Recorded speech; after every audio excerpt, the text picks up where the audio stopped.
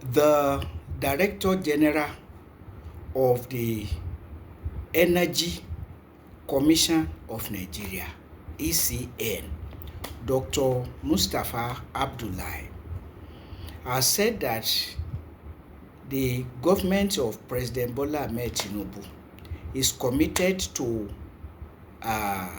tackling the energy challenges facing Nigeria's public hospitals and universities through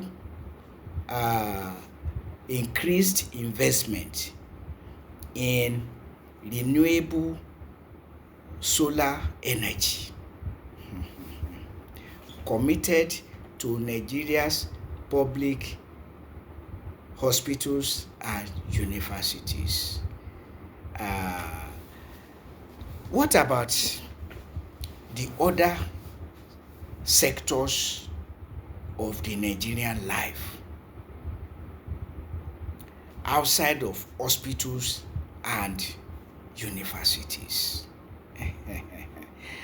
That was not the selective justice promised by Bola Ahmed Tinubu while gunning for the presidential position. He promised to provide pervasive electricity in nooks and crannies of Nigeria, and that should he fail to provide pervasive electricity throughout Nigeria, he should not be re-elected. That Nigerians should not re-elect him. But now, in the third year of his presidency, President Tinubu is making selective justice of trying to ensure stable electricity in Nigeria's public hospitals and universities. What about industrialization, which is not possible without stable electricity? Granted that he did not promise water pipe-borne water to nooks and crannies of Nigeria, but even the electricity that he promised, he's not even talking about delivering on it, but reduced to providing stable electricity for Nigeria's public hospitals and universities. Meanwhile, those in the industrial sector of manufacturing and producing are not counted, are not included. In fact, they are included. Only two institutions are mentioned: hospitals, public hospitals and universities. So industrialization can be held in abeyance.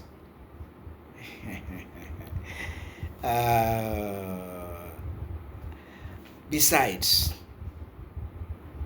what about the near innumerable, if not innumerable, secondary schools in towns and villages without electricity?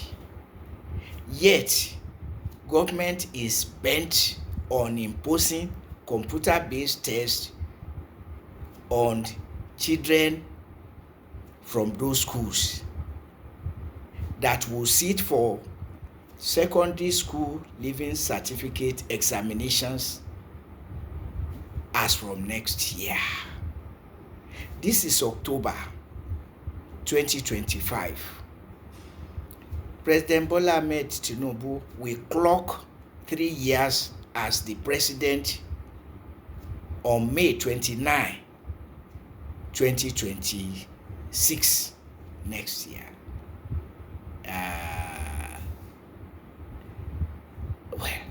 So you would have thought that by now the president who promised to provide pervasive electricity, and even saying that if he did not, he should not be re-elected.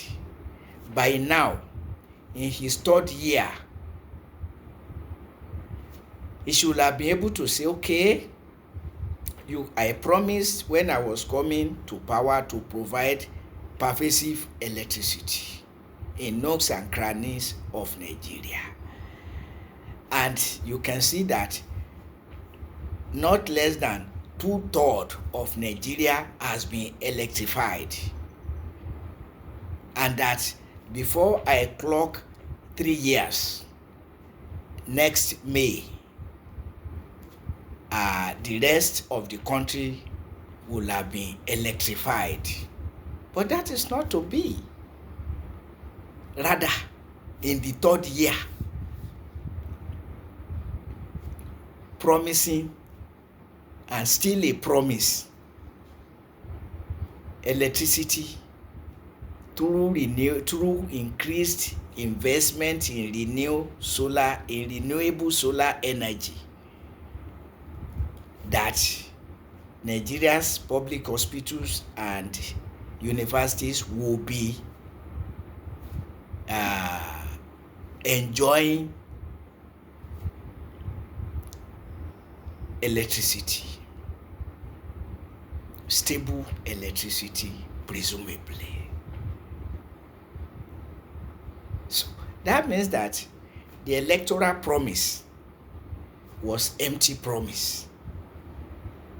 And you would think that President Tinubu is known for that, promising without commitment.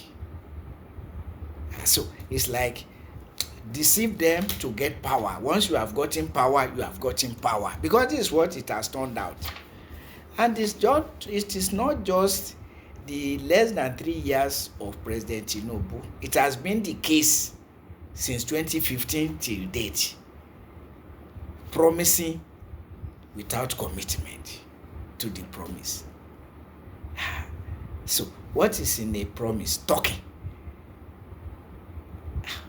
In the third year, you are still talking of energizing Nigeria's public hospitals and universities. The rest industries can die or can remain in limbo, moribund, as it were. Because cost of production has gone up in fuel, in electricity, in gas, even in kerosene, diesel. Oh my God. So, and all of this amounts to retrogression. Because prices of doing business has gone beyond the reach of too many Nigerians, with businesses collapsing, more people thrown into the labor market in Nigeria. In your third year, you are promising to electrify or to give stable electricity to hospitals and universities. So industrialization is not receiving attention yet. Third year of your presidency. And